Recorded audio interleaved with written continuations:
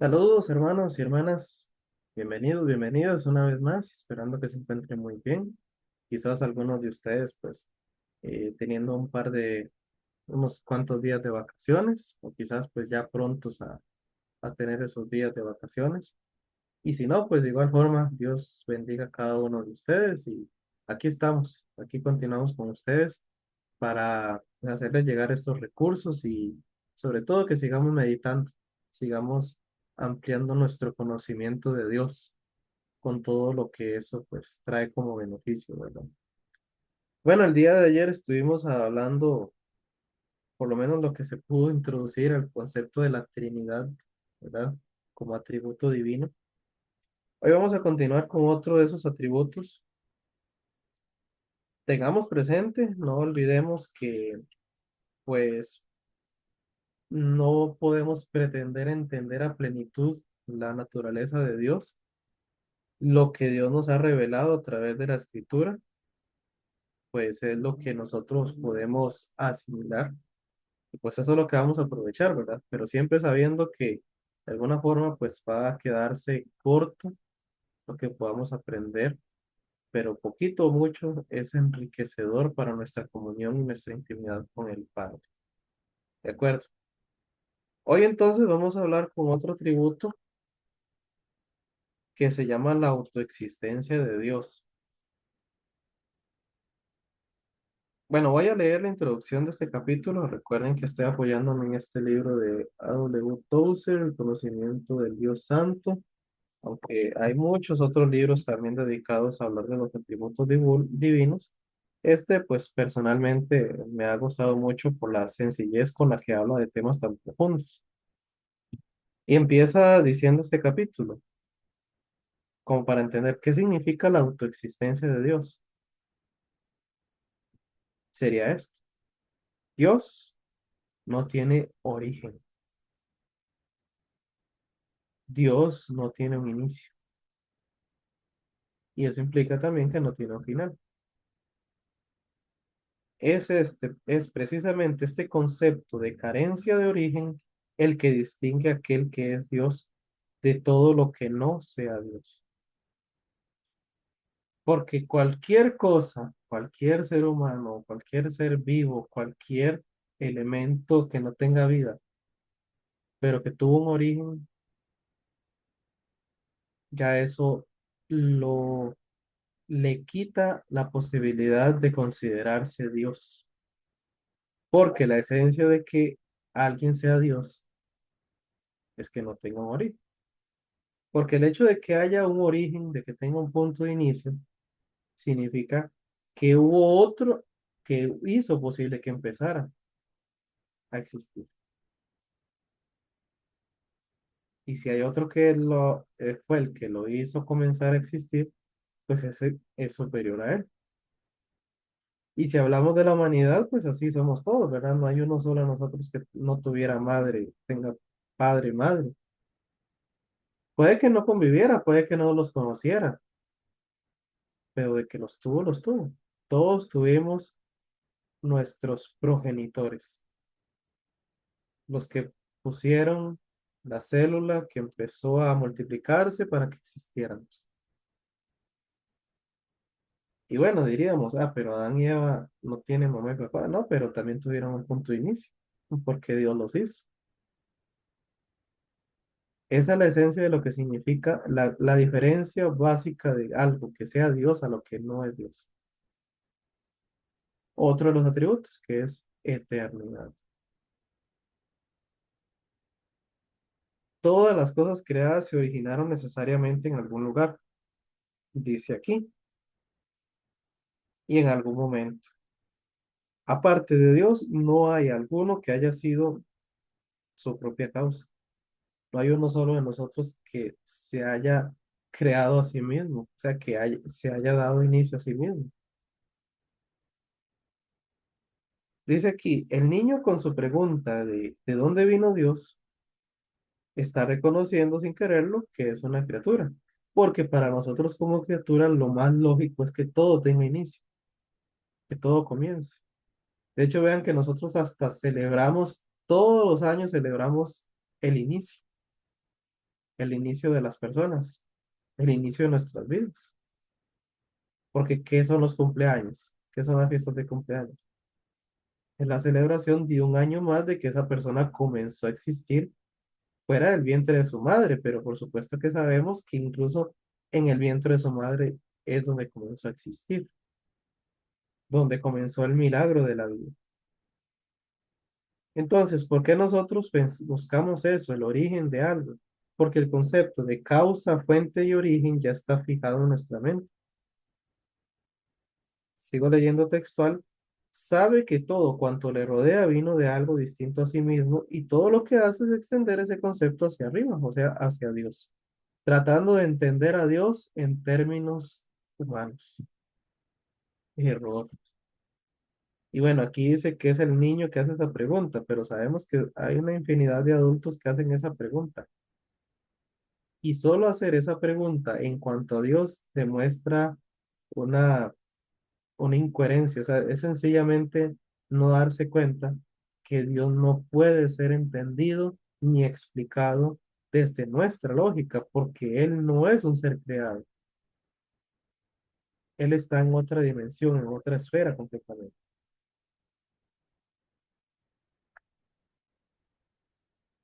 La mente humana, por ser creada, siente una comprensible incomodidad con respecto al increado. No nos sentimos cómodos cuando permitimos la presencia de uno que se halla por completo fuera del círculo de los conocimientos que no son familiares. Esto es parte de lo que hemos hablado de la soberbia humana, que el ser humano quiere que todo esté bajo su control, quiere ser el que está por encima de todas las cosas y por eso no acepta el no entender y no poder explicar cosas.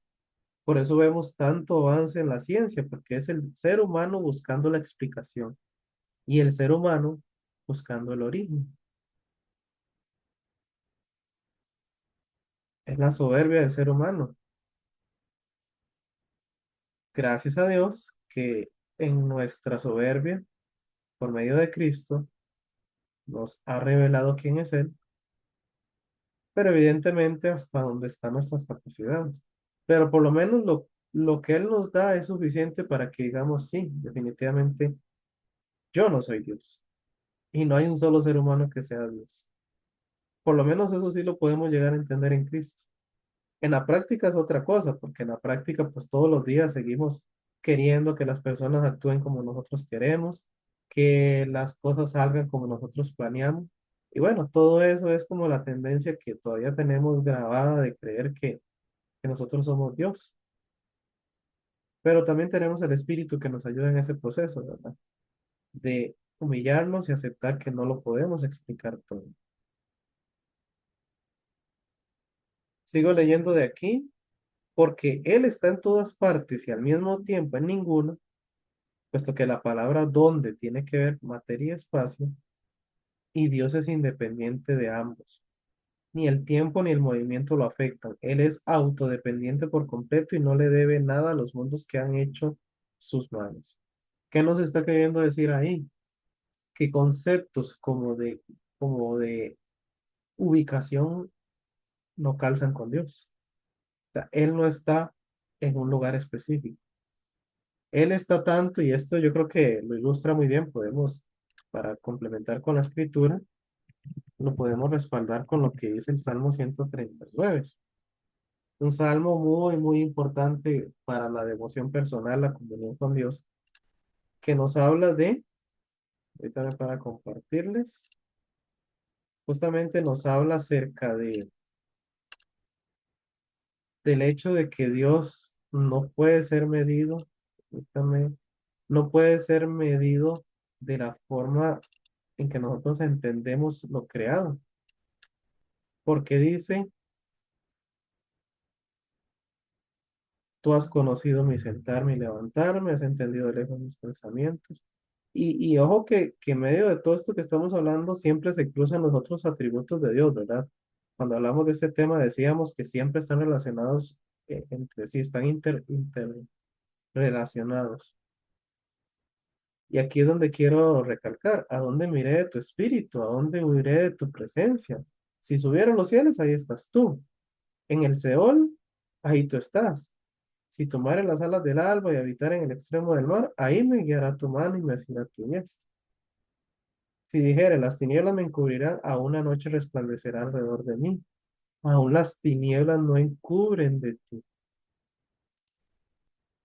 Así que lo ven, ¿qué quiere hacer ver aquí el salmista? Si no mal recuerdo es David. Ajá, David es consciente de que a Dios no se le pueden aplicar descripciones de tiempo y espacio, porque Él no está limitado. Él no tuvo un origen, porque no hubo un punto en el cual Él empezó a existir.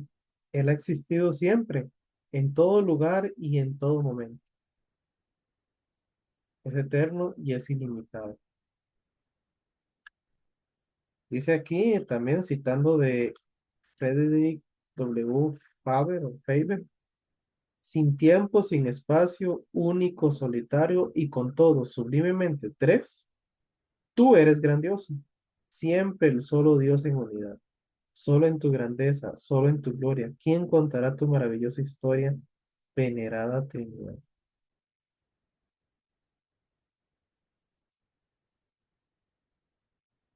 Así que esto nos hace meditar efectivamente de cómo hemos pensado de Dios hasta ahora, porque a veces hemos querido describirlo en términos nuestros, ¿verdad? A veces uno escucha como, no, ya Dios ya no me tiene más paciencia. No, Dios ya no me ama, ¿verdad? Como que si esos atributos tuvieran un límite, como que si tuvieran un inicio y un fin. De Dios no podemos hablar así.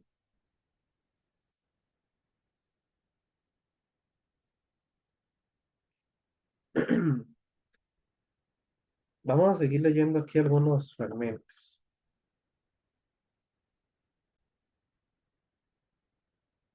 Esto es importante. Voy a leerles textual y también ahí lo vamos a comentar un poco. El hombre natural es pecador porque reta la autoexistencia de Dios con relación a su propia existencia. En todo lo demás es probable que esté dispuesto a aceptar la soberanía de Dios, pero en su propia vida la rechaza. Para él el dominio de Dios termina donde comienza el suyo. Para él, su yo se convierte en el yo, en mayúscula, y en esto imita inconscientemente a Lucifer. ¿Qué quiere decir esto? Quiere decir que, como decía antes, la soberbia humana, el orgullo y la arrogancia humana nos hace pensar que de alguna forma Dios tiene que ser de la forma que nosotros pensamos. Y podemos aceptar que Dios es soberano en todo, excepto cuando se mete en nuestro gobierno. O sea, aceptamos que a Dios como creador, soberano del cielo, la tierra, el universo, de las plantas, los animales, la naturaleza, de las otras personas. Pero cuando se trata de nosotros, nuestras vidas, nuestro trabajo, nuestra familia, nuestros proyectos de vida, ese nuestros se convierte en la prioridad. Es usurpar el trono de Dios. Es lo que, por ejemplo, Wheeler habla mucho de en cuanto a cómo entender el reino de los cielos. En el reino de los cielos, del cual ahora somos parte, solo hay un rey. Nosotros tenemos nuestros mini reinos, como dije, son nuestra familia, nuestra casa, nuestro trabajo, nuestros proyectos, nuestras posesiones. Y sin embargo, resulta que ni en eso somos gobernadores, porque todo eso simplemente ha sido una cesión de parte de Dios, o sea, un darnos un privilegio, un delegarnos autoridad. Pero ahí es donde chocamos, porque cuando se trata de rendir nuestra voluntad a la suya, ahí es donde nos cuesta. Puede ser más fácil aceptar la voluntad de Dios, como no sé, por decir un ejemplo, ah, se me pasó el bus que tenía que adorar. Bueno, eso es voluntad de Dios.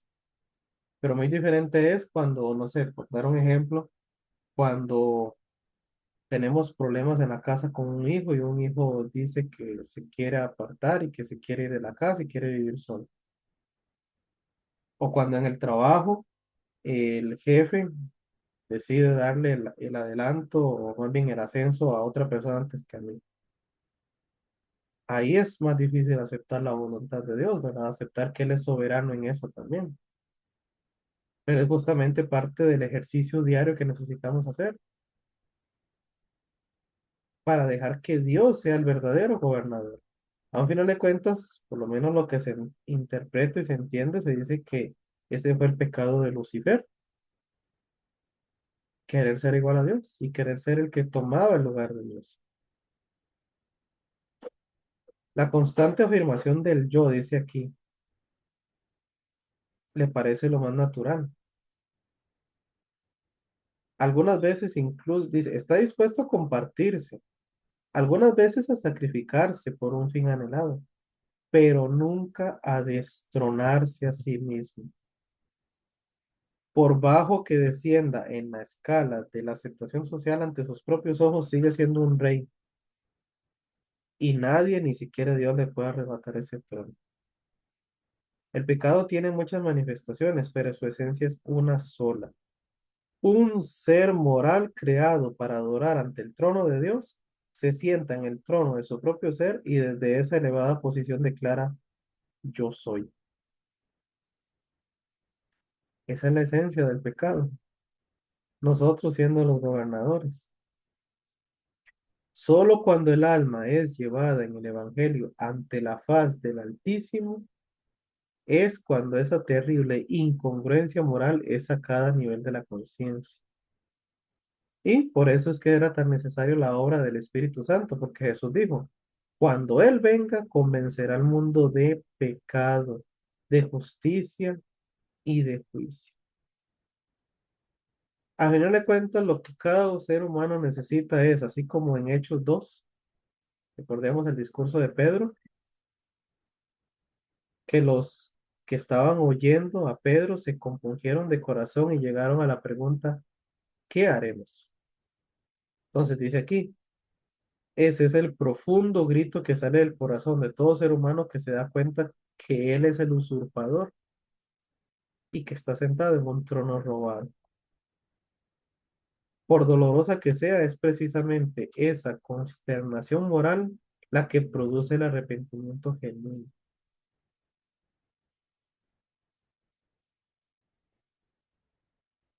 Solo cuando él le haya restaurado a Dios el trono que le había robado, serán aceptables sus obras. Así que dice que para salvarnos completamente, Cristo tiene que invertir la tendencia de nuestra naturaleza. Tiene que implantar en nosotros un nuevo principio. Los pecados viejos del yo deben morir y el único instrumento con el que se los puede matar es la cruz. Como bien lo dijo Jesús, ¿verdad? Si alguno quiere venir en pos de mí, niéguese a sí mismo, tome su cruz y sígame. Y como después Pablo lo diría, con Cristo estoy juntamente crucificado y ya no vivo yo, mas vive Cristo en mí. Así que ante la autoexistencia de Dios, ante el hecho de que Él está por encima de todo porque Él es increado, Él no tiene origen, Él no comenzó igual que nosotros, Él no puede describirse en términos humanos. Ante eso lo que nos corresponde a nosotros es humillarnos y aceptarlo y no pretender ser iguales a Él. Porque al final de cuentas creo que todos por experiencia sabemos que cuando pretendemos ser Dios, cuando pretendemos que nosotros somos los que sabemos, que nosotros somos los que tenemos poder, que nosotros tenemos el conocimiento suficiente, creo que nos hemos dado más de un buen golpe al ego. Así que en lugar de ello, tomemos nuestra cruz. nuestra cruz. ¿Qué es en esencia lo que Jesús decía cuando decía que si alguno quiere seguirle, niéguese a sí mismo? Ojo, que primero va a negarse a sí mismo y luego tomar la cruz. Es en esencia decir, no, yo no voy a vivir para mí mismo. No voy a vivir pretendiendo que yo soy el que gobierna. Voy a vivir reconociendo que el que gobierna, el que es rey, el que es soberano, el que es creador, es Dios. Y vivir cada día en esa constante humillación, porque todos los días el ego se nos exalta. Por ello, todos los días el ego tiene que ser sometido. Y eso únicamente el mensaje de la cruz lo hace posible. Terminamos leyendo aquí también de este capítulo un himno griego que dice, mi Dios, si el pecado su poder mantiene y en mi alma vive desafiante, no es suficiente que me perdones. Se debe alzar la cruz para que muera mi yo. Oh Dios de amor, revela tu poder. No basta con que Cristo sea crucificado. Yo también debo buscar los cielos resplandecientes y levantarme entre los muertos como se levantó Cristo. Amén. Oramos. Gracias una vez más, Padre, por la enseñanza, por la escritura, por la reflexión que podemos hacer de esta salvación que nos has dado, de este regresarnos al lugar donde solo tú eres Señor y Dios. A la misma vez te pedimos que nos ayudes en el día a día para que de verdad permitamos que tú seas el que gobierne, que cedamos el dominio absoluto de nuestras vidas y que todo lo que hagamos, todo lo que vivamos, siempre lo hagamos con la conciencia de que alguien está por encima de nosotros y eso es lo mejor que nos puede pasar. Gracias por tu presencia en nuestras vidas, Padre. Oramos en Cristo. Amén. Nos vemos la próxima. Espero que la pasen bien en estos días. Si es posible que puedan descansar, estar con la familia y nos vemos en la próxima ocasión. Dios les bendiga y les guarde siempre.